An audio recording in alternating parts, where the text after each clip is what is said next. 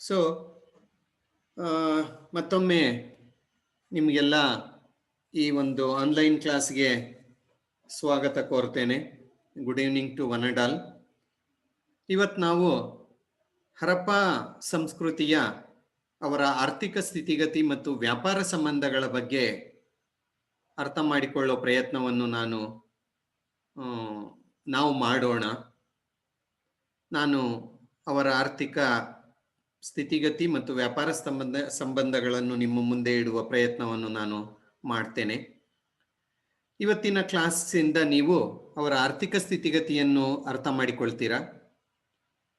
ಅದರಲ್ಲಿ ಕೃಷಿ ಚಟುವಟಿಕೆ ಇರಬಹುದು, ಪ್ರಾಣಿಗಳ ಸಾಕಾಣಿಕೆ ಇರಬಹುದು, ಅನಿಮಲ್ ಹಸ್ಬೆಂಡ್ರಿ ಅಂತ ಇಂಗ್ಲಿಷಲ್ಲಿ ಹೇಳ್ತೇವೆ. ಕೈಗಾರಿಕೆಗಳು ಏನಿದ್ದೋ ಅವುಗಳ ಬಗ್ಗೆ ಸಣ್ಣದಾಗಿ ತಿಳ್ಕೊಳ್ಳೋಣ. ಎಲ್ಲಕ್ಕಿಂತ ಮುಖ್ಯವಾಗಿ ವ್ಯಾಪಾರ ಸಂಪರ್ಕಗಳು, ವ್ಯಾಪಾರ ಸಂಬಂಧಗಳು. ಹರಪ್ಪಾದ ಜನ ಯಾವ ನಾಗರಿಕತೆಗಳೊಂದಿಗೆ, ಸಂಸ್ಕೃತಿಗಳೊಂದಿಗೆ ವ್ಯಾಪಾರ ಸಂಬಂಧವನ್ನು ಹೊಂದಿದ್ರು ಎನ್ನುವುದನ್ನು ಅರ್ಥ ಮಾಡಿಕೊಳ್ಳೋಣ. ತೂಕ ಮತ್ತು ಅಳತೆ. ಸೊ ಈ ಒಂದು ವಿಚಾರಗಳನ್ನು ಇವತ್ತಿನ ತರಗತಿಯಲ್ಲಿ ತಿಳಿದುಕೊಳ್ಳೋ ಪ್ರಯತ್ನವನ್ನು ಮಾಡೋಣ. ರೈಟ್.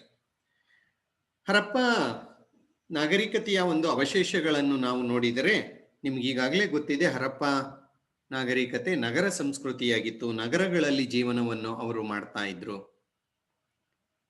ಒಂದು ರೀತಿಯಲ್ಲಿ ಎಲ್ಲ ಹರಪ್ಪ, ಮೊಹಂಜೊದಾರೋ ಮತ್ತಿತರ ಎಲ್ಲ ಕೇಂದ್ರಗಳು ಸಹ ಸಂಪದ್ಭರಿತವಾದಂತಹ ಒಂದು ಕೇಂದ್ರಗಳಾಗಿದ್ದು, ಆರ್ಥಿಕವಾಗಿ ಅವರು ಸದೃಢರಾಗಿದ್ರು ಅಂತ ನಾವು ಅರ್ಥ ಮಾಡಿಕೊಳ್ಳಬಹುದು. ಏಕೆಂದ್ರೆ ಆ ನಗರ ಜೀವನ ಇರಬಹುದು, ಅಲ್ಲಿ ದೊರೆತಿರುವಂತಹ ಉಗ್ರಾಣಗಳ ಒಂದು ಅವಶೇಷಗಳಿರ್ಬೋದು, ಅವುಗಳೆಲ್ಲ ಅವರ ಸಮೃದ್ಧತೆಯನ್ನು ನಮ್ಮ ಮುಂದೆ ಇಡುತ್ತೀಯೇ ವಿನಃ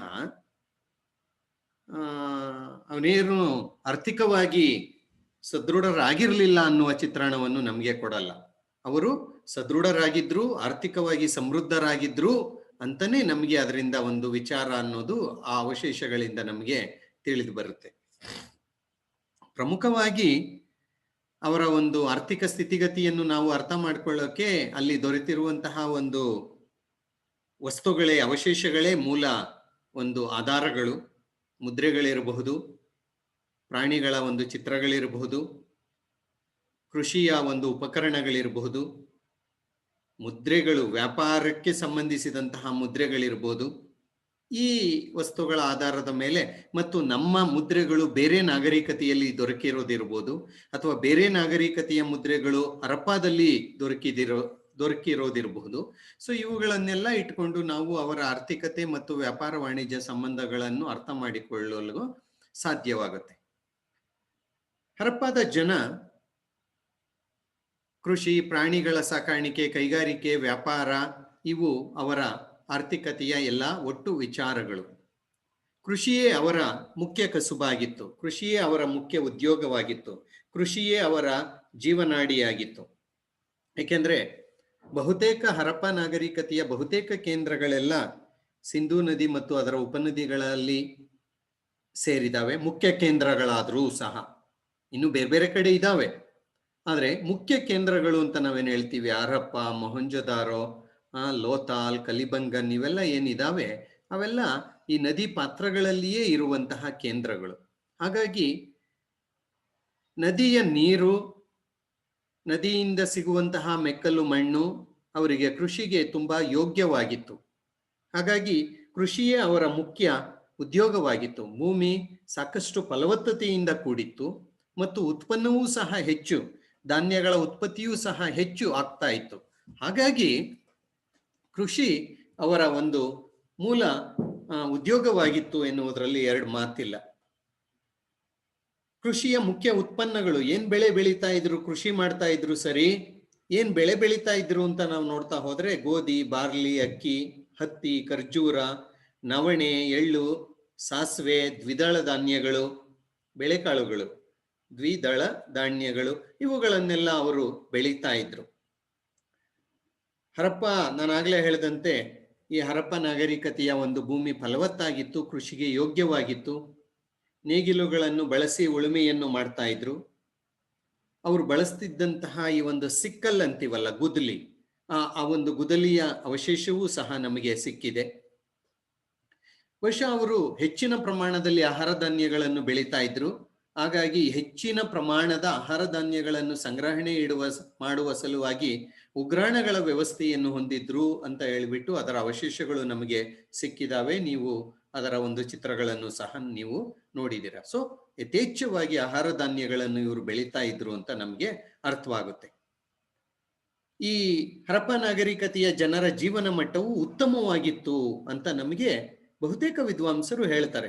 ಏಕೆಂದ್ರೆ ಕೆಲವು ವಿದ್ವಾಂಸರು ಹೇಳುವ ಪ್ರಕಾರ ಹರಪ್ಪಾದ ಜನರ ಜೀವನ ಮಟ್ಟ ನೈಲ್ ವ್ಯಾಲಿ ಅಂದ್ರೆ ಈ ಹರಪ್ಪ ನಾಗರಿಕತೆಯ ಸಮಕಾಲೀನ ನಾಗರಿಕತೆಯಾದಂತಹ ಈಜಿಪ್ಟಿನ ನಾಗರಿಕತೆ ಏನಿತ್ತು, ನೈಲ್ ನದಿಯ ಒಂದು ದಡದಲ್ಲಿ ಅದೇನಿತ್ತು, ನೈಲ್ ವ್ಯಾಲಿ ಮತ್ತು ಮೆಸೊಪೊಟೇಮಿಯಾ ಎರಡೂ ಸಮಾನ ಕಾಲಘಟ್ಟದಲ್ಲಿ ಇದ್ದವು. ಸೊ ನೈಲ್ ನಾಗರಿಕತೆಯ ಜನರ ಜೀವನ ಮಟ್ಟಕ್ಕಿಂತ ಮೆಸೊಪೊಟೇಮಿಯಾದ ಜನರ ಜೀವನ ಮಟ್ಟಕ್ಕಿಂತ ಹರಪ್ಪಾದ ಜನರ ಜೀವನ ಮಟ್ಟ ಉತ್ತಮವಾಗಿತ್ತು ಅಂತ ಹೇಳಲಾಗುತ್ತೆ. ಲೈಫ್ ಸ್ಟೈಲ್, ಜೀವನ ಮಟ್ಟ ಅಂದ್ರೆ ಎಲ್ಲಾ ಒಂದು ಕ್ಷೇತ್ರಗಳಲ್ಲಿಯೂ ಇವರು ಉತ್ತಮವಾದಂತಹ ಜೀವನವನ್ನು ನಡೆಸ್ತಾ ಇದ್ರು ಅಂತ ಹೇಳಿಬಿಟ್ಟು ನಮಗೆ ಇದರಿಂದ ಗೊತ್ತಾಗುತ್ತೆ. ಓಕೆ, ಸೊ ಕೃಷಿಯ ಬಗ್ಗೆ ನಾನು ಇಷ್ಟೊತ್ತು ಹೇಳಿದೆ. ಓಕೆ, ಸೊ ಕೃಷಿ ಇವೆಲ್ಲ ಹರಪ್ಪಾಗೆ ಸಂಬಂಧಿಸಿದ ಚಿತ್ರಗಳಲ್ಲದೇ ಇರಬಹುದು, ಆದ್ರೆ ಒಂದು ಸುಮ್ಮನೆ ಆ ಒಂದು ಧಾನ್ಯಗಳ ಒಂದು ಚಿತ್ರಗಳ ಇದೆಲ್ಲ ಒಂದು ಈಜಿಪ್ಟಿನ ನಾಗರಿಕತೆಯ ಒಂದು ಚಿತ್ರ, ಈ ಎತ್ತು ಪ್ರಾಣಿಗಳನ್ನು ಇಟ್ಕೊಂಡಿರೋದು. ಓಕೆ, ಸೊ ಕೃಷಿ ಅಲ್ಲದೆ ಹರಪ್ಪಾದ ನಾಗರಿಕತೆಯ ಜನ ಸಾಕು ಪ್ರಾಣಿಗಳನ್ನು ಸಾಕ್ತಾ ಇದ್ರು. ಅದು ಮತ್ತೊಂದು ಪ್ರಮುಖವಾದಂತಹ ಒಂದು ಕಸುಬಾಗಿತ್ತು. ಡೊಮೆಸ್ಟಿಕೇಶನ್ ಆಫ್ ಅನಿಮಲ್ಸ್ ಅಂತ ನಾವೇನು ಹೇಳ್ತೀವಿ, ಅದು ತುಂಬಾ ಪ್ರಮುಖವಾದಂತಹ ಒಂದು ಕಸುಬಾಗಿತ್ತು. ಅವರು ಹಲವಾರು ರೀತಿಯ ಪ್ರಾಣಿಗಳನ್ನು ಪಳಗಿಸಿಕೊಂಡಿದ್ರು, ಸಾಕು ಪ್ರಾಣಿಗಳನ್ನಾಗಿ ಮಾಡಿಕೊಂಡಿದ್ರು. ಓಕೆ, ಅದರಲ್ಲಿ ಪ್ರಮುಖವಾಗಿ ಬಹುಶಃ ಯಾರಿಗೂ ತೊಂದರೆ ಆಗ್ತಾ ಇಲ್ಲ ಅನ್ಸುತ್ತೆ, ಅವ್ರು ಯಾರೋ ಇಬ್ರು ಹ್ಯಾಂಡ್ ರೈಸ್ ಮಾಡಿದ್ದಾರೆ. Okay, hope they are listening to me, ಕೇಳ್ತಾ ಇದ್ದಾರೆ ಅನ್ಸುತ್ತೆ. ಈಗ ಮತ್ತೆ ನಾನು ಅನ್ಮ್ಯೂಟ್ ಮಾಡಕ್ಕೆ ಆಗೋದಿಲ್ಲ. ಓಕೆ, ಇರ್ಲಿ. ಸೊ ಹರಪ್ಪಾದ ಜನ ಹಲವಾರು ಪ್ರಾಣಿಗಳನ್ನು ಸಾಕ್ತಾ ಇದ್ರು. ಓಕೆ, ಡೊಮೆಸ್ಟಿಕೇಶನ್ ಅಂತ ಏನ್ ಹೇಳ್ತೀವಿ, ಸಾಕು ಪ್ರಾಣಿಗಳನ್ನಾಗಿ ಅವುಗಳನ್ನು ಪಳಗಿಸಿಕೊಂಡಿದ್ರು. ಅವು ಎಮ್ಮೆ, ಹಸು, ಒಂಟೆ, ನಾಯಿ, ಓಕೆ, ಹೀಗೆ. ಆಮೇಲೆ ಈ ಬುಲ್ ಅಂತ ನಾವೇನ್ ಹೇಳ್ತೀವಿ, ಹಂಪ್ಡ್ ಬುಲ್ ಅಂತ ಹೇಳಿದ್ನಲ್ಲ ಹೋದ ಕ್ಲಾಸಲ್ಲಿ, ಡುಬ್ಬದ ಗೂಳಿ ಅಂತ ಹೇಳಿಬಿಟ್ಟು. ಸೊ ಹಾಗೆ ಹಸು, ಆಮೇಲೆ ಎತ್ತು, ಎಮ್ಮೆಗಳು, ಆಮೇಲೆ ಕುರಿ, ಮೇಕೆ, ಒಂಟೆ, ಓಕೆ, ನಾಯಿ, ಈ ಎಲ್ಲ ಹಲವಾರು ರೀತಿಯ ಪ್ರಾಣಿಗಳನ್ನು ಅವರು ಸಾಕು ಪ್ರಾಣಿಗಳನ್ನಾಗಿ ಮಾಡ್ಕೊಂಡಿದ್ರು. ಓಕೆ, ಆನೆಯೂ ಸಹ ಅವರಿಗೆ ಸಾಕು ಪ್ರಾಣಿಯಾಗಿತ್ತು. ಏಕೆಂದ್ರೆ ಹಲವಾರು ಮುದ್ರೆಗಳಲ್ಲಿ ಆನೆಯ ಒಂದು ಚಿತ್ರವನ್ನು ನಾವು ಕಾಣ್ತೇವೆ. ಸೊ ಇವೆಲ್ಲ ಸಾಕು ಪ್ರಾಣಿಗಳಾಗಿದ್ದವು. ಆರ್ಥಿಕವಾಗಿಯೂ ಅವರಿಗೆ ಜೀವನ ಮಾಡೋಕೆ ಅವು ಅನುಕೂಲಕರವಾಗಿದ್ದು ಅನ್ನುವುದನ್ನು ನಾವು ಅರ್ಥ ಮಾಡ್ಕೊಳ್ಬೇಕು. ಕುದುರೆ ಅವರಿಗೆ ತಿಳಿದಿರಲಿಲ್ಲ. ಆದ್ರೆ ಇತ್ತೀಚಿನ ಸಂಶೋಧನೆಗಳಲ್ಲಿ ಸುಕೋರ್ಟಾಡಾ ಎನ್ನುವಂತಹ ಒಂದು ಹರಪ್ಪಾದ ಕೇಂದ್ರದಲ್ಲಿ ಕುದುರೆಯ ಜೀನು ಸಿಕ್ಕಿದೆ. ಜೀನು ಅಂದ್ರೆ ಗೊತ್ತಲ್ಲ, ಕುದುರೆ ಮೇಲೆ ಕೂತ್ಕೊಂಡಾಗ ಅದಕ್ಕೆ ಲಗಾಮು ಅಂತ ಹೇಳ್ತೀವಿ ಅಲ್ವಾ. ಓಕೆ, ಜೀನು. ಓಕೆ, ಸೊ ಆ ಕುದುರೆಯ ಜೀನು ಆ ಸುಕೋರ್ಟಾಡಾ ಎನ್ನುವಂತಹ ಒಂದು ಸ್ಥಳದಲ್ಲಿ ಸಿಕ್ಕಿದೆ. ಹಾಗಾಗಿ ಕೆಲವು ವಿದ್ವಾಂಸರ ವಾದ ಏನಂದ್ರೆ ಹರಪ್ಪ ಜನರಿಗೆ ಕುದುರೆಯೂ ಸಹ ತಿಳಿದಿತ್ತು ಅಂತ ಹೇಳ್ತಾರೆ. ಆದ್ರೆ ನೂರಾರು ಮುದ್ರೆಗಳು ಏನು ಸಿಕ್ಕಿದಾವೆ, ಹರಪ್ಪ ನಾಗರಿಕತೆಯ ನೂರಾರು ಮುದ್ರೆಗಳು ಏನು ನಮಗೆ ಸಿಕ್ಕಿದಾವೆ, ಆ ಒಂದು ಮುದ್ರೆಗಳಲ್ಲಿ ಎಲ್ಲಿಯೂ ಸಹ ಕುದುರೆಯ ಒಂದು ಚಿತ್ರ ಎನ್ನುವುದು ಇಲ್ಲ. ಬೇರೆಲ್ಲಾ ಪ್ರಾಣಿಗಳ ಚಿತ್ರ ಅನ್ನುವುದು ಇದೆ. ಓಕೆ, ಹಾಗಾಗಿ ಈ ಒಂದು ಕುದುರೆ ತಿಳಿದಿರಲಿಲ್ಲ ಅಂತ ಬಹುತೇಕ ವಿದ್ವಾಂಸರ ಒಂದು ವಾದ. ಆದ್ರೆ ಡುಬ್ಬದ ಗೂಳಿ ಏನಿದೆ, ಎತ್ತು, ಆ ಡುಬ್ಬದ ಗೂಳಿ ತುಂಬಾ ಪ್ರಮುಖವಾದಂತಹ ಒಂದು ಪ್ರಾಣಿ ಅಂತ ಹರಪ್ಪ ನಾಗರಿಕತೆಯ ಅವಶೇಷಗಳಿಂದ ನಾವು ತಿಳಿದುಕೊಳ್ಳಬಹುದು. ಓಕೆ, ಸೊ ಪ್ರಾಣಿಗಳನ್ನು ಸಾಕ್ತಾ ಇದ್ರು, ಅದು ಅವರ ಆರ್ಥಿಕತೆಯ ಮೂಲ ಎನ್ನುವುದು ಇದರಿಂದ ತಿಳಿಯುತ್ತೆ. ಓಕೆ, ಸೊ ಪ್ರಾಣಿಗಳಲ್ಲದೆ ಹರಪ್ಪ ನಾಗರಿಕತೆಯಲ್ಲಿ ಕೈಗಾರಿಕೆಗಳು ಸಹ ಬೇರೆ ಬೇರೆ ರೀತಿಯ ಒಂದು ಕೈಗಾರಿಕೆಗಳು ಸಹ ಬೆಳೆದಿದ್ದು ಅದು ಗುಡಿ ಕೈಗಾರಿಕೆಗಳೇ ಆಗಿದ್ದಿರಬಹುದು, ಆದ್ರೆ ಆ ಗುಡಿ ಕೈಗಾರಿಕೆಗಳು ಬೆಳೆದಿದ್ದು ನಿಮಗೆ ಗೊತ್ತಿದೆ. ಹರಪ್ಪಾದ ನಾಗರಿಕತೆಯ ಜನರ ಬಗ್ಗೆ ನಾವು ಮಾತಾಡ್ತಾ ಪುರೋಹಿತ ಅಥವಾ ವಿದ್ವಾಂಸ ವರ್ಗ ಅಥವಾ ಕಾಯುವ ಅಥವಾ ಆಳುವ ವರ್ಗ, ಮೂರನೇದಾಗಿ ಹಲವಾರು ವೃತ್ತಿಪರದ ಜನರು ಅಂತ ನಾನು ಹೇಳಿದ್ದೆ, ನಿಮಗೆ ಜ್ಞಾಪಕ ಇರ್ಬೋದು. ಸೊ ಹಾಗಾಗಿ ಹಲವಾರು ರೀತಿಯ ವೃತ್ತಿಗಳನ್ನು ಮಾಡ್ತಿದ್ದಂತಹ ಜನರು ಹರಪ್ಪಾದಲ್ಲಿ ಇದ್ರು. ಅಂದ್ರೆ ಅವರೆಲ್ಲ ತಮ್ಮದೇ ಆದಂತಹ ಒಂದು ಕೈಗಾರಿಕೆಗಳನ್ನು ಮಾಡ್ತಾ ಇದ್ರು. ಹಲವಾರು ರೀತಿಯ ಕೈಗಾರಿಕೆಗಳು ಅಲ್ಲಿ ಇದ್ದು, ಕೃಷಿ ಅಲ್ಲದೆ ಕೈಗಾರಿಕೆಗಳು ಸಹ ಅತ್ಯುತ್ತಮವಾಗಿ ಅಭಿವೃದ್ಧಿ ಹೊಂದಿದ್ದವು. ನಮಗೆ ಹರಪ್ಪಾದ ಅವಶೇಷಗಳಲ್ಲಿ ನಮಗೆ ಪ್ರಮುಖವಾಗಿ ಈ ನೂಲುವ ಮತ್ತು ನೇಯುವ ಉಪಕರಣಗಳು ಸಿಕ್ಕಿದೆ. ಅಂದ್ರೆ ಬಟ್ಟೆಯನ್ನು ನೂಲೋದು ಮತ್ತು ಬಟ್ಟೆಯನ್ನು ನೇಯುವ ಒಂದು ಸ್ಪಿಂಡಲ್ ಅಂತ ನಾವು ಹೇಳ್ತೀವಿ. ಸ್ಪಿಂಡಲ್ ಅಂಡ್ ಸ್ಪಿನ್ನಿಂಗ್ ವೀಲ್ ಅಂತ ಹೇಳ್ತೀವಿ. ದಾರ ತೆಗೆಯೋದು ಮತ್ತು ನೇಯುವಂತಹ ಒಂದು ಉಪಕರಣಗಳು ನಮಗೆ ಹರಪ್ಪ ನಾಗರಿಕತೆಯಲ್ಲಿ ಸಿಕ್ಕಿದೆ. ಅಂದ್ರೆ ಅವರು ಹತ್ತಿ ಬಟ್ಟೆ ಮತ್ತು ಉಣ್ಣೆ ಬಟ್ಟೆಯನ್ನು ಅವರು ನೂಲು ಅಂದ್ರೆ ಅದರ ನೂಲನ್ನು ತೆಗೆದು ಅದನ್ನು ನೇಯ್ದು ಬಟ್ಟೆಗಳನ್ನು ಮಾಡ್ತಾ ಇದ್ರು. ಅದು ಒಂದು ಉದ್ಯೋಗವಾಗಿತ್ತು, ಪ್ರಮುಖವಾದಂತಹ ಒಂದು ಉದ್ಯೋಗವಾಗಿತ್ತು. ಅದರ ಮೇಲೆ ಕಸೂತಿ ಮಾಡೋದು, ಅದಕ್ಕೆ ಬಣ್ಣ ಹಾಕೋದು, ಬಟ್ಟೆಗೆ ಬಣ್ಣ ಹಾಕೋದು, ಇದೆಲ್ಲ ಅವರಿಗೆ ತಿಳಿದಿತ್ತು. ಸೊ ಇದೆಲ್ಲ ಒಂದು ದೊಡ್ಡ ಉದ್ದಿಮೆಯೇ ಆಗಿತ್ತು. ಹತ್ತಿ ಬಟ್ಟೆ ಉದ್ದಿಮೆ ಅಂತಾನೆ ನಾವು ಹೇಳಬಹುದು. ಸೊ ಏಕೆಂದ್ರೆ ಅವರು ಆ ರೀತಿಯ ಬಟ್ಟೆಗಳನ್ನು ಉತ್ಪಾದನೆ ಮಾಡಿ ಆ ಬಟ್ಟೆಗಳನ್ನು ಅವರು ಧರಿಸ್ತಾ ಇದ್ರು ಎನ್ನುವುದು ಮುದ್ರೆಗಳಿಂದ, ಶಿಲ್ಪಗಳ ಒಂದು ಆಧಾರದಿಂದ ನಮಗೆ ತಿಳಿದು ಬಂದಿದೆ. ರೈಟ್. ಅದಲ್ಲದೆ ಈ ಒಂದು ಬಟ್ಟೆ ನೂಲೋದು, ನೇಯೋದು, ಬಟ್ಟೆ ಉತ್ಪಾದನೆ ಮಾಡೋದೇ ಅಲ್ಲದೆ ಬೇರೆ ಬೇರೆ ಉದ್ದಿಮೆಗಳ ಜನರು ಇದ್ರು, ಉದ್ಯೋಗಗಳನ್ನು ಮಾಡ್ತಿದ್ದಂತಹ ಜನರು ಇದ್ರು. ಅದು ಕುಂಬಾರರಿರ್ಬೋದು, ಗಾರೆ ಕೆಲಸ, ಕಲ್ ಕೆಲಸ ಮಾಡುವಂತಹ ಕಲ್ಕುಟುಕರಿರ್ಬೋದು, ಲೋಹದ ಕೆಲಸವನ್ನು ಮಾಡುವಂತಹ ಜನರಿರ್ಬೋದು. ಇವರಿಗೆ ಸಮಾಜದಲ್ಲಿ ಹೆಚ್ಚಿನ ಬೇಡಿಕೆ ಸಹ ಇತ್ತು ಅಂತ ಹೇಳಲಾಗುತ್ತೆ. ಹರಪ್ಪಾದ ಜನರಿಗೆ ಚಿನ್ನ, ಬೆಳ್ಳಿ, ತಾಮ್ರ, ಕಂಚು, ಟಿನ್, ಸೀಸ ಮುಂತಾದ ಹಲವಾರು ಲೋಹಗಳ ಪರಿಚಯ ಎನ್ನುವುದು ಇತ್ತು. ಸೊ ಲೋಹಗಳ ಪರಿಚಯ ಇತ್ತು ಅಂದ್ರೆ ಅರ್ಥ ಏನು? ಆ ಜನ, ಹಲವಾರು ಜನ ಲೋಹದ ಕೆಲಸಗಾರರಿದ್ರು, ಲೋಹದ ಕೆಲಸವನ್ನು ಮಾಡ್ತಾ ಇದ್ರು. ಲೋಹವನ್ನು ಬೇರ್ಪಡಿಸೋದು ಮತ್ತು ಆ ಲೋಹದಿಂದ ಬೇರೆ ಬೇರೆ ರೀತಿಯ ಅವಶ್ಯಕವಾದಂತಹ ವಸ್ತುಗಳನ್ನು ತಯಾರಿಸುವಂತಹ ಕೆಲಸವನ್ನು ಅವರು ಮಾಡ್ತಾ ಇದ್ರು. ಸೊ ಅದೆಲ್ಲ ಅವರ ಒಂದು ಉದ್ದಿಮೆ ಮತ್ತು ಉದ್ಯೋಗವಾಗಿತ್ತು ಎನ್ನುವುದನ್ನು ನಾವು ತಿಳ್ಕೊಳ್ಬೇಕು. ಅಕಸಾಲಿಗ ಚಿನ್ನ ಮತ್ತು ಬೆಳ್ಳಿ ಆಭರಣಗಳನ್ನು ಏನ್ ಮಾಡ್ತಾ ಇದ್ರು. ಸೊ ಅದು ಸಹ ಸ್ಮಿತ್ಸ್ ಅಂತ ನಾವೇನ್ ಹೇಳ್ತೀವಿ, ಗೋಲ್ಡ್ ಸ್ಮಿತ್ ಅಂತ ನಾವೇನ್ ಹೇಳ್ತೀವಿ. ಸೊ ಅದು ಸಹ ಒಂದು ಉದ್ದಿಮೆಯಾಗಿತ್ತು. ಏಕೆಂದ್ರೆ ಹರಪ್ಪ ನಾಗರಿಕತೆಯಲ್ಲಿ ಹಲವಾರು ಚಿನ್ನ ಮತ್ತು ಬೆಳ್ಳಿಯ ಒಂದು ಆಭರಣಗಳು ನಮಗೆ ಸಿಕ್ಕಿದಾವೆ. ಲೋಹದ ಕುಲುಮೆಗಳಿದ್ದು, ಬೇರೆ ಬೇರೆ ಲೋಹಗಳನ್ನು ಎರಕ ಒಯ್ದು ಅದರಿಂದ ಲೋಹ ತಯಾರಿಸುವಂತಹ ಕುಲುಮೆಗಳು ಹರಪ್ಪ ನಾಗರಿಕತೆಯಲ್ಲಿ ನಮಗೆ ಸಿಕ್ಕಿದೆ. ಓಕೆ. ಸೊ ಈ ಮಡಿಕೆ ತಯಾರಿಕೆ ಹರಪ್ಪ ನಾಗರಿಕತೆಯ ಒಂದು ತುಂಬಾ ಪ್ರಮುಖವಾದಂತಹ ಒಂದು ಕಸುಬಾಗಿತ್ತು. ಏಕೆಂದ್ರೆ ಬಹುದೊಡ್ಡ ಪ್ರಮಾಣದಲ್ಲಿ ಹರಪ್ಪ ನಾಗರಿಕತೆಯ ಎಲ್ಲಾ ಕೇಂದ್ರಗಳಲ್ಲಿ ನಮಗೆ ಮಡಿಕೆ, ಅದರ ಅವಶೇಷಗಳು ನಮಗೆ ಸಿಕ್ಕಿದಾವೆ. ಹರಪ್ಪಾದ ಜನ ಮಡಿಕೆ ತಯಾರಿಕೆಯಲ್ಲಿ ನುರಿತರಾಗಿದ್ರು. ತುಂಬಾ ಹೆಚ್ಚಿನ ಒಂದು ಕೌಶಲ್ಯವನ್ನು ಅವರು ಹೊಂದಿದ್ರು. ಚಕ್ರವನ್ನು ಬಳಸಿಕೊಂಡು ಮಡಿಕೆಗಳನ್ನು ಮಾಡುವ ಒಂದು ಕಲೆ ಅವರಿಗೆ ತಿಳಿದಿತ್ತು. ಅಂದ್ರೆ ನಾಗರಿಕತೆ ಎನ್ನುವುದು ಎಷ್ಟು ಬೆಳೆದಿತ್ತು ಅಂತ ನಮಗೆ ಅದರಿಂದ ಅರ್ಥ ಮಾಡ್ಕೊಳ್ಬೇಕಾಗುತ್ತೆ. ಹಲವಾರು ಆಕಾರಗಳಲ್ಲಿ, ಗಾತ್ರಗಳಲ್ಲಿ ಅವರು ಮಡಿಕೆಗಳನ್ನು ಮಾಡ್ತಾ ಇದ್ರು. ಆ ಮಡಿಕೆಗಳನ್ನು ಮಾಡೋದಷ್ಟೇ ಅಲ್ಲ, ಆ ಮಡಿಕೆಗಳ ಮೇಲೆ ಬಣ್ಣಗಳನ್ನು ಹಲವಾರು ರೀತಿಯ ಬಣ್ಣಗಳನ್ನು ಬಳಸಿಕೊಂಡು ಪ್ರಾಣಿ, ಪಕ್ಷಿ ಮತ್ತು ರೇಖಾಚಿತ್ರಗಳನ್ನೆಲ್ಲ ಅವರು ಆ ಒಂದು ಮಡಿಕೆಗಳ ಮೇಲೆ ಅವರು ಬಿಡಿಸ್ತಾ ಇದ್ರು. ಬೇರೆ ಬೇರೆ ರೀತಿಯ, ನಾನು ತೋರಿಸ್ತೇನೆ.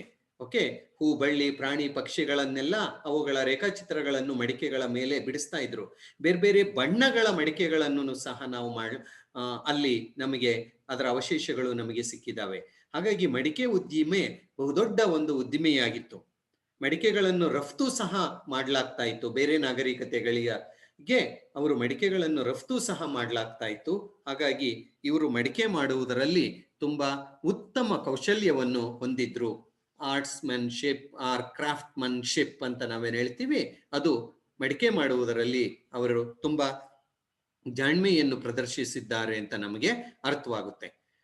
Just have a look at these pots. ಈ ಪಾಟ್ಸ್ ಎಲ್ಲ ಚಿತ್ರಗಳಿಲ್ಲಿದೆ, ಅವುಗಳನ್ನು ನೋಡಿ ಓಕೆ, ನಿಮ್ಗೆ ಏನಿಲ್ಲಿ ಸ್ಟ್ರೈಕಿಂಗ್ ಆಗಿ ಏನ್ ಕಾಣುತ್ತೆ ಅಂದ್ರೆ ಆ ಮಡಿಕೆಗಳ ಮೇಲೆ ಅವರು ಬರೆದಿರುವಂತಹ ರೇಖಾಚಿತ್ರಗಳು, ಬೇರೆ ಬೇರೆ ಬಣ್ಣಗಳನ್ನು ಬಳಸಿಕೊಂಡು ಅವರು ಏನೆಲ್ಲ ರೇಖಾಚಿತ್ರಗಳನ್ನು ಬಿಡಿಸಿದ್ದಾರೆ ಎನ್ನುವುದನ್ನು ನೀವು ನೋಡ್ತಾ ಹೋಗಿ. ನೋಡಿ, ಪ್ರಾಣಿಗಳಿದಾವೆ, ಇನ್ಕ್ಲೂಡಿಂಗ್ ಫಿಶ್. ಓಕೆ, ಪ್ರಾಣಿಗಳಿದೆ, ಮೇಕೆ ಇದೆ. ಓಕೆ, ನನಗೆ ಕಾಣ್ತಾ ಇರೋದು ಕುಂಬಿರೋ ಜಿಂಕೆ ಅನ್ಸುತ್ತೆ ಅದು. ಅಲ್ಲಿ ಅರಳಿ ಎಲೆ ನೋಡಿ ಒಂದು ಮಡಿಕೆಯ ಮೇಲೆ. ಆಮೇಲೆ ಈ ಮೊದಲನೇದನ್ನು ನೋಡಿ, ಈ ಮೊದಲನೇ ಪಾರ್ಟ್ ಏನಿದೆ ಇದನ್ನು ಈ ಬರಿಯಲ್ ಪಾಟರಿ ಅಂತ ಕರೀತಾರೆ. ಅಂದ್ರೆ ಹರಪ್ಪಾದ ಜನರು ಸತ್ರೆ ಹೂಳ್ತಾ ಇದ್ರಲ್ವಾ, ಹೂಳ್ತಾ ಇದ್ದಾಗ ಅವರ ಜೊತೆ ಬಹುಶಃ ಆಹಾರ ಧಾನ್ಯಗಳನ್ನು ಈ ಮಡಿಕೆಗಳಲ್ಲಿ ಇಟ್ಟು ಹೂಣ್ತಾ ಇದ್ರು ಅನ್ಸುತ್ತೆ. ಆ ಹೂತ ಸ್ಥಳಗಳಲ್ಲಿ ಇವುಗಳನ್ನು ನಾವು ಕಾಣುತ್ತೇವೆ. ಓಕೆ, ನೋಡಿ ಯಾವ ರೀತಿಯ ಒಂದು ಚಿತ್ತಾರವನ್ನೆಲ್ಲ ಅವರು ಮಾಡಿದ್ದಾರೆ. ನೋಡಿ ಆ ಕಲೆ ಎಷ್ಟು ಬೆಳೆದಿತ್ತು, ಈ ರೀತಿ ಚಿತ್ರ ಬಿಡಿಸಬೇಕು ಅನ್ನುವಂತಹ ಕಲೆ ಅವರಲ್ಲಿ ಎಷ್ಟೊಂದು ಬೆಳೆದಿತ್ತು ಅಂತ ನಾವು ಅರ್ಥ ಮಾಡ್ಕೊಳ್ಬೇಕು. ಭಾರತದ ಕಲಾ ಇತಿಹಾಸವನ್ನು ನಾವೇನಾದ್ರೂ ಅಧ್ಯಯನ ಮಾಡೋಕೆ ಹೋದ್ರೆ ಆ ಕಲಾ ಇತಿಹಾಸ ಹರಪ್ಪ ಕಾಲದಿಂದಲೇ ಆರಂಭವಾಗುತ್ತೆ. ಶಿಲ್ಪಗಳನ್ನು ಮಾಡಿದ್ದಾರೆ, ಮುದ್ರೆಗಳನ್ನು ಮಾಡಿದ್ದಾರೆ, ಮುದ್ರೆಗಳ ಮೇಲೆ ಕೆತ್ತನೆಯನ್ನು ಮಾಡಿದ್ದಾರೆ, ಮಡಿಕೆಗಳನ್ನು ಮಾಡಿದ್ದಾರೆ, ಮಡಿಕೆಗಳ ಮೇಲೆ ಚಿತ್ರಗಳನ್ನು ಬಿಡಿಸಿದ್ದಾರೆ. ನೋಡಿ, ಕಲಾ ನೈಪುಣ್ಯತೆ ಎನ್ನುವುದು ಅವರಲ್ಲಿ ಎಷ್ಟಿತ್ತು ಅಂತ ನಮಗೆ ಇದರಿಂದ ಗೊತ್ತಾಗುತ್ತೆ. ಒಂದು ಕಡೆ ಉದ್ದಿಮೆ, ಇನ್ನೊಂದು ಕಡೆ ಅವರ ಕಲೆಯನ್ನು ಆ ಉದ್ದಿಮೆಯ ಮೂಲಕ ಅವರು ತೋರಿಸ್ತಾ ಇದ್ರು. ಲುಕ್ ಅಟ್ ದೀಸ್, ಇವೆಲ್ಲ ಬೇರೆ ಬೇರೆ ಆಭರಣಗಳು. ಇದು ಒಂದು pot. Okay, right. Okay, right. So ಅದು ಮಡಿಕೆಗಳ ಬಗ್ಗೆ ಮತ್ತು ಬೇರೆ ಬೇರೆ ಉದ್ದಿಮೆಗಳ ಬಗ್ಗೆ ನಾನು ಮಾತನಾಡಿದ್ದೆ. ರೈಟ್. ಪ್ರಮುಖವಾಗಿ ಕೃಷಿ, ಆಮೇಲೆ ಪ್ರಾಣಿಗಳ ಸಾಕುವಿಕೆ, ಅನಿಮಲ್ ಹಸ್ಬೆಂಡ್ರಿ ಅಂತೀವಲ್ವಾ, ಆಮೇಲೆ ಕೈಗಾರಿಕೆಗಳು. ಓಕೆ, ಬೇರೆ ಬೇರೆ, ಅದರಲ್ಲಿಯೂ ನೂಲುವುದು, ನೇಯುವುದು, ಮಡಿಕೆ ಮಾಡೋದು, ಲೋಹಗಳ ಕೈಗಾರಿಕೆ, ಇವು ತುಂಬಾ ಪ್ರಮುಖವಾದಂತಹ ಒಂದು ಉದ್ದಿಮೆಗಳಾಗಿದ್ದು. ಯಾಕೆಂದ್ರೆ ಅಲ್ಲಿ ಮಡಿಕೆ ಅಂದಾಗ ನನಗೆ ಇನ್ನೊಂದು ಜ್ಞಾಪಕ ಬರುತ್ತೆ. ಅವರು ಈ ಮಡಿಕೆಗಳನ್ನು ಮಾಡಿ ಸುಡ್ತಾರಲ್ಲ, ಕ್ಲಿನ್ ಅಂತ ನಾವು ಇಂಗ್ಲಿಷಲ್ಲಿ ಹೇಳ್ತೀವಿ. ಬಹುಶಃ ಮಡಿಕೆಯನ್ನು ಸುಡುವ ಒಲೆ ಅಂತ ಕನ್ನಡದಲ್ಲಿ ಹೇಳ್ಬೋದು. ಕನ್ನಡದಲ್ಲಿ ಅದು ಸರಿಯಾದ ಪದನೋ ಏನೋ ನನಗೂ ಗೊತ್ತಿಲ್ಲ, ಕ್ಷಮಿಸಿ. ಇಂಗ್ಲಿಷಲ್ಲಿ ಕ್ಲಿನ್ ಅಂತ ಹೇಳ್ತೀವಿ, ಪಾಟ್ ಬೇಕಿಂಗ್ ಕ್ಲಿನ್ಸ್ ಅಂತ ಹೇಳ್ತೇವೆ. ಸೊ ಆ ಮಡಿಕೆಗಳನ್ನು ಸುಡ್ತಿದ್ದಂತಹ ಒಲೆಗಳು ನಮಗೆ ಅಲ್ಲಿ ಸಿಕ್ಕಿದಾವೆ. ಸೊ ಮಡಿಕೆ ಉದ್ದಿಮೆ ಎಷ್ಟು ಬೆಳೆದಿತ್ತು ಅನ್ನುವುದು ನೀವು ಅರ್ಥ ಮಾಡ್ಕೊಳ್ಳಿ. ರೈಟ್. ಸೊ ಅದಾದ್ಮೇಲೆ ಇನ್ನೊಂದು ವಿಚಾರಕ್ಕೆ ಬರೋಣ, ವ್ಯಾಪಾರ ಸಂಪರ್ಕಗಳು. ಹರಪ್ಪ ಜನರ ಆರ್ಥಿಕ ವಿಚಾರದಲ್ಲಿ ಮತ್ತೊಂದು ಪ್ರಮುಖವಾದದ್ದು ಅಂದ್ರೆ ವ್ಯಾಪಾರ ಸಂಪರ್ಕಗಳು, ವ್ಯಾಪಾರ ಸಂಬಂಧಗಳು. ಹರಪ್ಪಾದ ಜನ ತಮ್ಮ ಕೇಂದ್ರಗಳಲ್ಲಿಯೇ ವ್ಯಾಪಾರವನ್ನು ಮಾಡ್ತಾ ಇದ್ರು. ಆಂತರಿಕವಾದಂತಹ ಒಂದು ವ್ಯಾಪಾರ ಅವರಲ್ಲಿತ್ತು. ಆಂತರಿಕ ವ್ಯಾಪಾರ ಅಷ್ಟೇ ಅಲ್ಲದೆ ಹರಪ್ಪ ನಾಗರಿಕತೆ ಬೇರೆ ಬೇರೆ ಸಮಕಾಲೀನ ನಾಗರಿಕತೆಗಳೊಂದಿಗೆ ಸಂಬಂಧವನ್ನು ಹೊಂದಿತ್ತು. ಆ ಸಂಬಂಧ ಯಾವುದು? ವ್ಯಾಪಾರಿ ಸಂಬಂಧ. ಆ ಸಂಬಂಧ ಸಾಂಸ್ಕೃತಿಕವಾದಂತಹ ಸಂಬಂಧವನ್ನು ಹೊಂದಿತ್ತು. ಸೊ ವ್ಯಾಪಾರ ಸಂಬಂಧ ಸಾಮಾನ್ಯವಾಗಿ ವ್ಯಾಪಾರ ಸಂಬಂಧದಿಂದ ಶುರುವಾಗುತ್ತೆ, ಆಮೇಲೆ ಬೇರೆ ಬೇರೆ ರಂಗದಲ್ಲಿಯೂ ಸಂಬಂಧ, ಸಂಪರ್ಕ ಎನ್ನುವುದು ಏರ್ಪಡುತ್ತೆ. ಸೊ ಹಾಗಾಗಿ ಹರಪ್ಪಾದ ಜನ ಕೇವಲ ಆಂತರಿಕ ವ್ಯಾಪಾರ, ಎತ್ತಿನ ಗಾಡಿ, ಪ್ರಾಣಿಗಳ ಮೂಲಕ ಆಂತರಿಕ ವ್ಯಾಪಾರ ಮತ್ತು ದೋಣಿಗಳ ಮೂಲಕ, ಸಿಂಧೂ ನದಿಯಲ್ಲಿ ದೋಣಿಗಳ ಮೂಲಕ ವ್ಯಾಪಾರವನ್ನು ಅಷ್ಟೇ ಅಲ್ಲದೆ ಅವರು ವಿದೇಶಗಳೊಂದಿಗೂ ವ್ಯಾಪಾರವನ್ನು ಅವರು ಮಾಡ್ತಾ ಇದ್ರು. ಸೊ ಅದನ್ನು ನಾವಿಲ್ಲಿ ತಿಳಿದುಕೊಳ್ಳೋಕೆ ಪ್ರಯತ್ನ ಪಡೋಣ. ಸೊ ಏಷ್ಯಾದ ಬೇರೆ ಬೇರೆ ಕೇಂದ್ರಗಳಲ್ಲಿ ಪತ್ತೆಯಾದ ಹರಪ್ಪ ಮುದ್ರೆಗಳು ಅವರು ಬೇರೆ ದೇಶಗಳೊಂದಿಗೆ ವ್ಯಾಪಾರ ಸಂಬಂಧವನ್ನು ಹೊಂದಿದ್ದು ಅಂತ ನಮಗೆ ತಿಳಿದು ಬರುತ್ತೆ. ಲೋಥಾಲ್, ಸುಕ್ತೋರ್ಡಾ ಮತ್ತು ಬಾಲಾಕೋಟ್ ಹರಪ್ಪ ನಾಗರಿಕತೆಯ ಪ್ರಮುಖ ವ್ಯಾಪಾರ ಕೇಂದ್ರಗಳಾಗಿದ್ದು. ಓಕೆ, ಸೊ ಈ ಹರಪ್ಪಾದ ಜನ ಕೇವಲ ತಮ್ಮ ನಾಗರಿಕತೆಯ ಜನರೊಂದಿಗೆ ಅಷ್ಟೇ ವ್ಯಾಪಾರ ಮಾಡದೆ ಬೇರೆ ನಾಗರಿಕತೆ ಮತ್ತು ಸಂಸ್ಕೃತಿಗಳೊಂದಿಗೂ ವ್ಯಾಪಾರವನ್ನು ಅವರು ಮಾಡ್ತಾ ಇದ್ರು. ಅದರಲ್ಲಿಯೂ ಪ್ರಮುಖವಾಗಿ ಪಶ್ಚಿಮ ಏಷ್ಯಾದ ಅನೇಕ ದೇಶಗಳೊಂದಿಗೆ ಅಥವಾ ನಾಗರಿಕತೆಗಳೊಂದಿಗೆ ಅವರು ವ್ಯಾಪಾರ ಸಂಬಂಧವನ್ನು ಹೊಂದಿದ್ರು. ಅದರಲ್ಲಿಯೂ ಪ್ರಮುಖವಾಗಿ ಮೆಸೊಪೊಟೇಮಿಯಾದೊಂದಿಗೆ ಅವರು ಅತ್ಯುತ್ತಮ ವ್ಯಾಪಾರ ಸಂಬಂಧವನ್ನು ಅವರು ಹೊಂದಿದ್ರು. ಭಾರತದ ಒಳಗಡೆ ಅವರು ಕಾಶ್ಮೀರದಿಂದ ದಕ್ಷಿಣದವರೆಗೆ ವ್ಯಾಪಾರ ಸಂಬಂಧವನ್ನು ಹೊಂದಿದ್ರು ಅಂತ ವಿದ್ವಾಂಸರು ಹೇಳ್ತಾರೆ. ಓಕೆ, ಆಂತರಿಕ ವ್ಯಾಪಾರಕ್ಕಾಗಿ ಅವರು ಎತ್ತಿನ ಬಂಡಿಗಳನ್ನು ಬಳಸ್ತಾ ಇದ್ರು ಅಂತ ಹೇಳ್ತಾರೆ. ರೈಟ್, ಇಲ್ಲಿ ನೋಡಿ, ಇವು ಚಿತ್ರಗಳು ಹರಪ್ಪ ನಾಗರಿಕತೆಯಲ್ಲಿ ದೊರೆತಿರುವಂತಹ ಮುದ್ರೆಗಳು.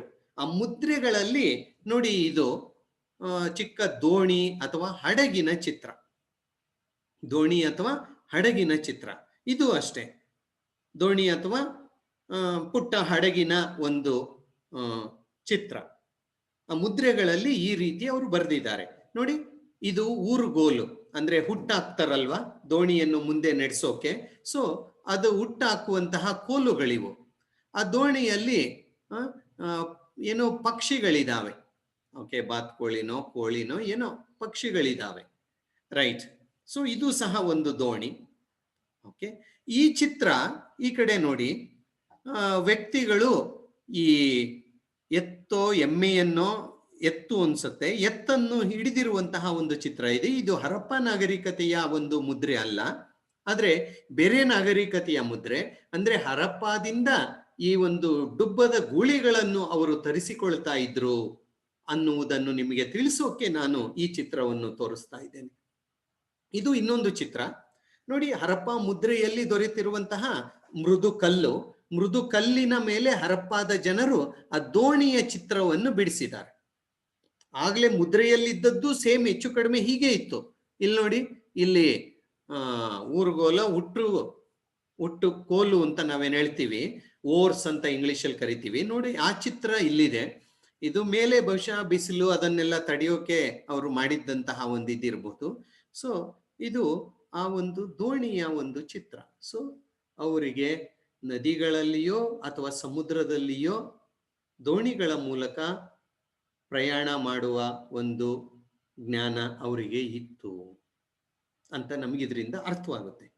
ಸೊ ಹರಪ್ಪ ನಾಗರಿಕತೆಯವರು ಯಾವ್ಯಾವ ನಾಗರಿಕತೆ ನೋಡಿ, ಅವರು ಪರ್ಷಿಯಾ, ಈಜಿಪ್ಟ್, ಮೆಸೊಪೊಟೇಮಿಯಾ, ಕ್ರೀಟ್ ಮತ್ತು ಬಹ್ರೈನ್ ಜೊತೆ ಈ ಎಲ್ಲ ಸಮಕಾಲೀನ ನಾಗರಿಕತೆಗಳೊಂದಿಗೆ, ಸಂಸ್ಕೃತಿಗಳೊಂದಿಗೆ ಅವರು ವ್ಯಾಪಾರ ಸಂಬಂಧವನ್ನು ಹೊಂದಿದ್ರು.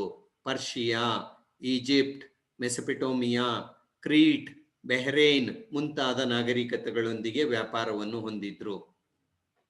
ಸುಮೇರಿಯಾ ನಾಗರಿಕತೆಯ ಉರ್, ನಿಪೂರ್, ಕಿಶ್, ಏಲಂ ಮತ್ತು ತೆಲಮರ ಎನ್ನುವ ನಗರಗಳ ಜೊತೆಗೆ ಇವರ ವ್ಯಾಪಾರ ಎನ್ನುವುದು ಇತ್ತು. ಸುಮೇರಿಯಾ ನಾಗರಿಕತೆಯ ಈ ಎಲ್ಲಾ ನಗರಗಳೊಂದಿಗೆ, ಉರ್, ನಿಪೂರ್, ಕಿಶ್, ಏಲಂ, ತೆಲಮರ ಇವೆಲ್ಲ ನಗರಗಳು, ಸುಮೇರಿಯಾ ನಾಗರಿಕತೆಯ ನಗರಗಳು. ಆ ನಾಗರಿಕತೆಗಳೊಂದಿಗೆ ಹರಪ್ಪ ನಾಗರಿಕತೆ ವ್ಯಾಪಾರ ಸಂಬಂಧವನ್ನು ಹೊಂದಿತ್ತು. ಏಕೆಂದ್ರೆ ಇಲ್ಲೆಲ್ಲ ಹರಪ್ಪ ನಾಗರಿಕತೆಯ ಮುದ್ರೆಗಳು ಸಿಕ್ಕಿದಾವೆ. ಹರಪ್ಪದ ಜನ ಏನ್ ಮುದ್ರೆಗಳನ್ನು ಮಾಡ್ಕೊಂಡಿದ್ರು, ಬಹುಶಃ ಅವು ನಾಣ್ಯಗಳು ಆಗಿದ್ವೇನೋ ಅವರಿಗೆ ಗೊತ್ತಿಲ್ಲ. ಸೊ ಆ ಮುದ್ರೆಗಳು ಸುಮೇರಿಯಾದಲ್ಲಿ ಸಿಕ್ಕಿದಾವೆ, ಮೆಸೊಪೊಟೇಮಿಯಾದಲ್ಲಿ ಸಿಕ್ಕಿದಾವೆ. ಅಂದ್ರೆ ಅರ್ಥ ಏನು? ಆ ಜನಕ್ಕೂ ಈ ಜನಕ್ಕೂ ಸಂಬಂಧ ಇತ್ತು. ಬಹುಶಃ ಅದು ವ್ಯಾಪಾರಿ ಸಂಬಂಧವೇ. ಬಹುಶಃ ಮುದ್ರೆಗಳನ್ನು ಹಣದ ರೂಪದಲ್ಲಿ ಅವರು ಬಳಸ್ತಾ ಇದ್ರೇನೋ ಅಂತ ನಮಗೆ ಅರ್ಥವಾಗುತ್ತೆ. ಸೊ ವ್ಯಾಪಾರದ ಉದ್ದೇಶಕ್ಕಾಗಿ ಮುದ್ರೆಗಳನ್ನು ಅವರು ಬಳಸಿ ಇರಬಹುದು. ಲೋಥಾಲಲ್ಲಿ ಹರಪ್ಪ ನಾಗರಿಕತೆಯ ಡಾಕ್ ಯಾರ್ಡ್ ಅಂತೀವಲ್ವಾ, ಹಡಗುಕಟ್ಟೆ, ಲೋಥಾಲ್ನಲ್ಲಿ ದೊರೆತಿರುವಂತಹ ಒಂದು ಮುದ್ರೆಗಳು, ಆ ಮುದ್ರೆಗಳು ಪರ್ಷಿಯನ್ ಗಲ್ಫ್ನ ಬಹ್ರೇನ್ ಮತ್ತು ಪೈಲಾಕ್ ನೊಂದಿಗೆ ಲೋಥಾಲ್ಗೆ ಸಂಬಂಧ ಇತ್ತು ಅಂತ ನಮಗೆ ಇದರಿಂದ ಖಚಿತವಾಗುತ್ತೆ. ಯಾಕೆಂದ್ರೆ ಲೋಥಾಲ್ನಲ್ಲಿ ಪರ್ಷಿಯನ್ ಗಲ್ಫ್, ಬಹ್ರೈನ್ ಮತ್ತು ಪೈಲಾಕ್ ನಾಗರಿಕತೆಯ, ಪೈಲಾಕ್ ಸಂಸ್ಕೃತಿಯ, ಪೈಲಾಕ್ ಪ್ರದೇಶದ ಮುದ್ರೆಗಳು ಲೋಥಾಲಲ್ಲಿ ಸಿಕ್ಕಿದಾವೆ. ಅಂದ್ರೆ ಅರ್ಥ ಸಂಬಂಧ ಇತ್ತು. ಆ ಸಂಬಂಧ ಅದು ಏನು? ಲೋಥಾಲ್. ಲೋಥಾಲ್ ಒಂದು ಹಡಗುಕಟ್ಟೆ. ಹಡಗುಕಟ್ಟೆಯಲ್ಲಿ ಸಿಕ್ಕಿದಾವೆ ಅಂದ್ರೆ ವ್ಯಾಪಾರ ಸಂಬಂಧ ಇತ್ತು.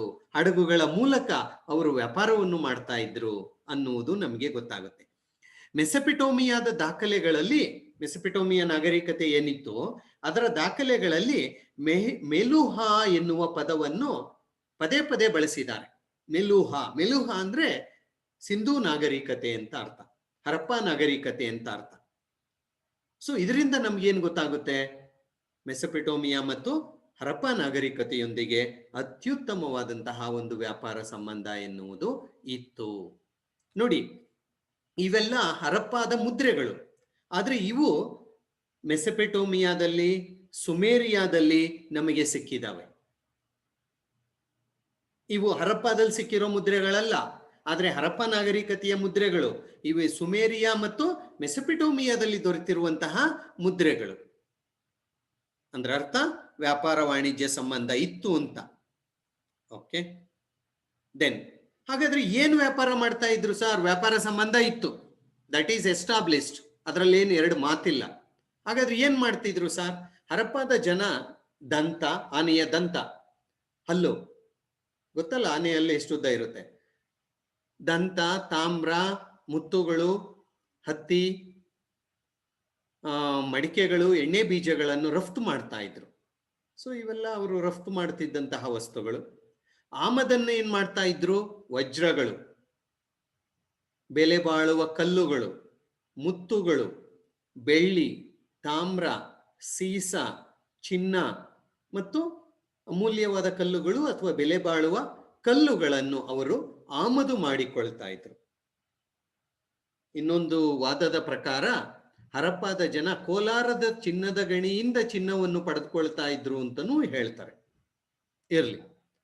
ಮತ್ತು ಅಸೀರಿಯಾ ನಾಗರಿಕತೆಯ ಜನ ಹರಪ್ಪಾದಿಂದ ತಾಮ್ರ, ದಂತ, ಮುತ್ತುಗಳು, ಹತ್ತಿ ಮತ್ತು ಅದೇನು ತಪ್ಪಾಗಿದೆ, ಇವುಗಳನ್ನು ಆಮದು ಮಾಡಿಕೊಳ್ತಾ ಇದ್ರು. ಓಕೆ, ಈ ಒಂದು ವ್ಯಾಪಾರ ಭೂಮಾರ್ಗ ಮತ್ತು ಜಲಮಾರ್ಗದ ಮೂಲಕ ನಡೀತಾ ಇತ್ತು. ಸಂಪೂರ್ಣವಾಗಿ ಜಲಮಾರ್ಗನೂ ಅಲ್ಲ, ಸಂಪೂರ್ಣವಾಗಿ ಭೂಮಾರ್ಗನೂ ಅಲ್ಲ. ನಾವು ನಾನು ತೋರಿಸ್ತೇನೆ. I have a map that you will understand. ಭೂಮಾರ್ಗ ಮತ್ತು ಒಂದ್ ಸ್ವಲ್ಪ ದೂರ ಭೂಮಾರ್ಗ, ಒಂದ್ ಸ್ವಲ್ಪ ದೂರ ಜಲಮಾರ್ಗ, ಹೀಗೆ ಎರಡೂ ಮಾರ್ಗಗಳ ಮೂಲಕ ಈ ಒಂದು ವ್ಯಾಪಾರ ಎನ್ನುವುದು ನಡೀತಾ ಇತ್ತು. ಹರಪ್ಪ ನಾಗರಿಕತೆಯಲ್ಲಿ ದೊರೆತಿರುವಂತಹ ಹಡಗುಗಳ ಅಥವಾ ದೋಣಿಗಳ ಮುದ್ರೆಗಳು ಈ ಸಮುದ್ರಯಾನ ಅಥವಾ ವ್ಯಾಪಾರವನ್ನು ಅವು ಖಚಿತಪಡಿಸ್ತವೆ, ಸಾಕ್ಷೀಪಡಿಸ್ತವೆ. ಎಸ್.ಆರ್. ರಾವ್ ಅವರು ಹರಪ್ಪ ನಾಗರಿಕತೆಯ ಬಗ್ಗೆ ಹೆಚ್ಚು ಸಂಶೋಧನೆಯನ್ನು ಮಾಡಿರುವಂತಹ ಕರ್ನಾಟಕದವರೇ ಆದಂತಹ ಎಸ್.ಆರ್. ರಾವ್ ಎನ್ನುವವರು ಲೋಥಾಲಿನಲ್ಲಿ ಹಡಗುಕಟ್ಟೆಯನ್ನು ಅವರೇ ಕಂಡು ಹಿಡಿದಿದ್ದು. ಲೋಥಾಲ್ನ ಸಂಸ್ಕೃತಿಯಲ್ಲಿ ಹಡಗುಕಟ್ಟೆ ಏನಿದೆ, ಬಂದರು, ಅದನ್ನು ಅವರೇ ಕಂಡು ಹಿಡಿದಿದ್ದು. ಸೊ ಲೋಥಾಲ್, ಬಾಲಕೋಟ್, ಸುಕ್ತೋರ್ಜಾ ಇವೆಲ್ಲ ಇತರೆ ಬಂದರುಗಳು, ಹರಪ್ಪ ನಾಗರಿಕತೆಯ ಇತರೆ ಬಂದರುಗಳು. ರೈಟ್, ನೋಡಿ, ಇದು ಲೋಥಾಲ್ನಲ್ಲಿರುವಂತಹ ಹಡಗುಕಟ್ಟೆಯ ಚಿತ್ರ.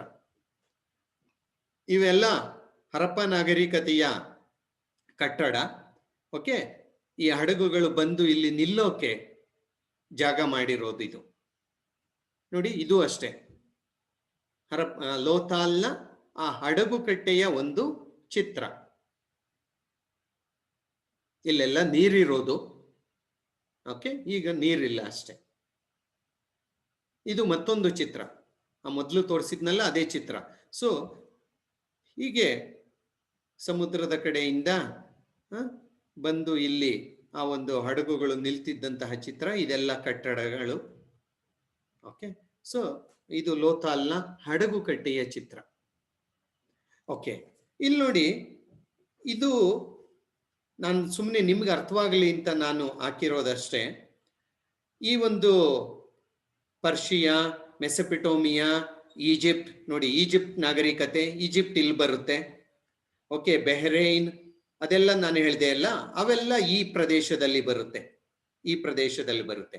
ಸೊ ಈ ಹರಪ್ಪಾದ ನಾಗರಿಕತೆ ಈ ಭಾಗದಲ್ಲಿ ಏನಿತ್ತು, ಇವರು ಈ ಒಂದ್ ಸ್ವಲ್ಪ ದೂರ ಸಮುದ್ರದ ಮೂಲಕ, ಭೂಮಿಯ ಮೂಲಕ ಅವರು ವ್ಯಾಪಾರ ಸಂಬಂಧವನ್ನು ಹೊಂದಿದ್ರು ಅಂತ ನಮಗೆ ಇದರಿಂದ ತಿಳಿದು ಬರುತ್ತೆ.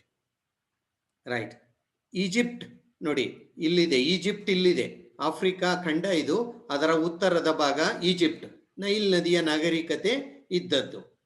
ಓಕೆ, ಇಲ್ಲಿ ನಾವು ಮೆಸೊಪೊಟೇಮಿಯಾ, ಓಕೆ, ಬೆಹ್ರೈನ್, ಪರ್ಷಿಯಾ, ಆ ಎಲ್ಲ ನಾಗರಿಕತೆಗಳನ್ನು ಈ ಭಾಗದಲ್ಲಿ ನಾವು ಕಾಣ್ತೇವೆ.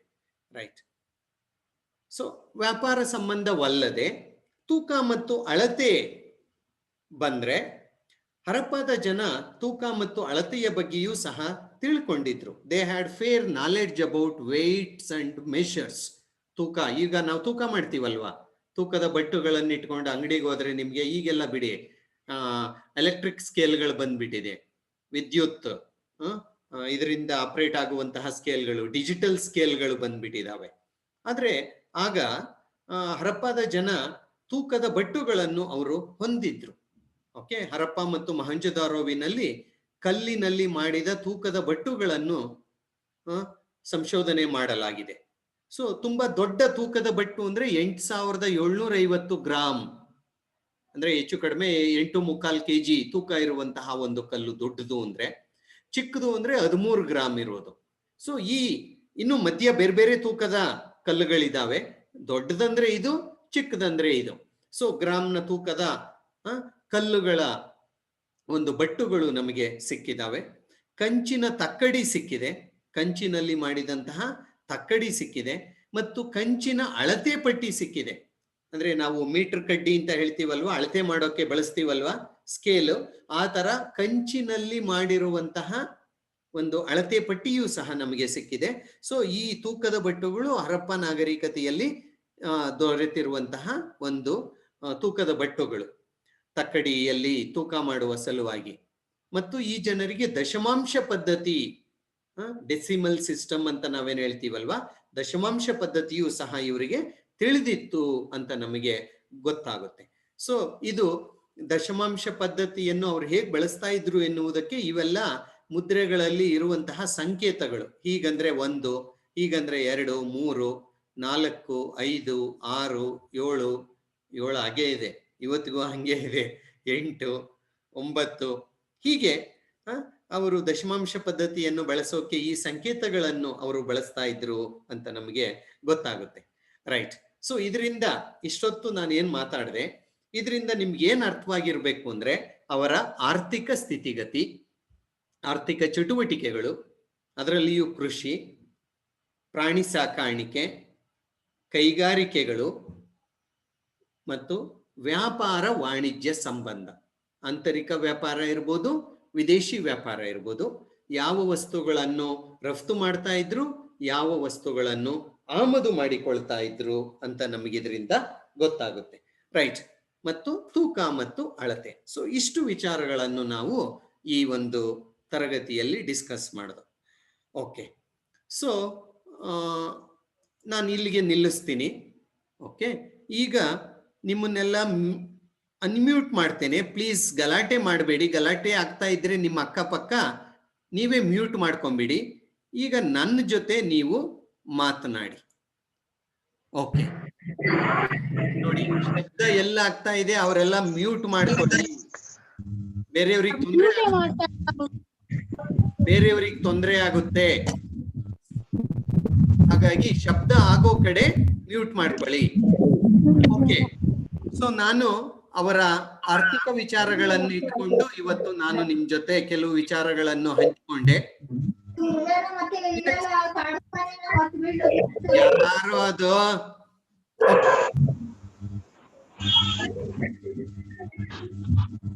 ಓಕೆ, ಸೊ ಇದಕ್ಕೆ ಸಂಬಂಧಿಸಿದಂತೆ ಯಾವ್ದಾದ್ರು ಡೌಟ್ಸ್ ಇದ್ರೆ ಕೇಳಿ. ಕೃಷಿ ಮೊದಲನೆಯದಾಗಿ, ಎರಡನೇದು ಪ್ರಾಣಿಗಳ ಸಾಕಾಣಿಕೆ, ಮೂರನೇದು ಹಲವಾರು ರೀತಿಯ ಉದ್ದಿಮೆಗಳು ಅಥವಾ ಕೈಗಾರಿಕೆಗಳು. ಅದರಲ್ಲಿಯೂ ಮಡಿಕೆ ಮಾಡೋದು, ಲೋಹ, ಬಟ್ಟೆ, ಅದು ಆರ್ಥಿಕ ಚಟುವಟಿಕೆಗಳಿಗೆ ಸಂಬಂಧಿಸಿದಂತೆ. ಆಮೇಲೆ ವ್ಯಾಪಾರ ವಾಣಿಜ್ಯ, ಅದರಲ್ಲಿಯೂ ಪ್ರಮುಖವಾಗಿ ವಿದೇಶಗಳೊಂದಿಗೆ ಯಾರ್ಯಾರ ಜೊತೆ ವ್ಯಾಪಾರ ಸಂಪರ್ಕವನ್ನು ಅದು ಹೊಂದಿ